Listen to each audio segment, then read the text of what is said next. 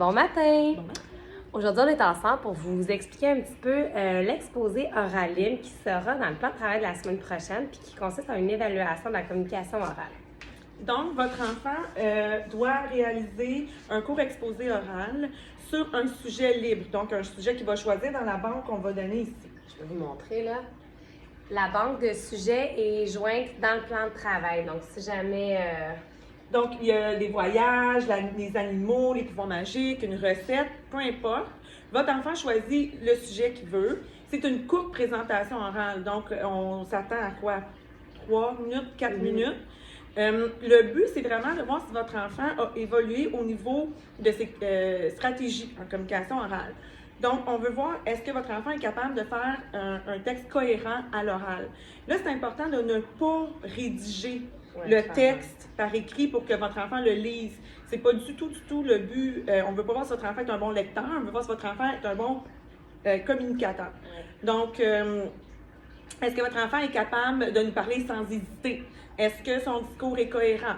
Est-ce qu'il articule bien lorsqu'il parle? Est-ce que son vocabulaire est bien choisi et précis?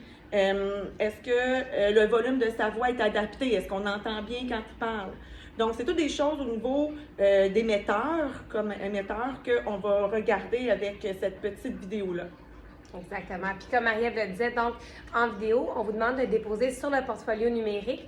Comme ça, pour nous, c'est plus facile d'avoir des traces. Puis en même temps, ça aide les élèves qui ont un petit peu la phobie de parler devant le public. Donc, on veut vraiment mettre toutes les chances de leur côté.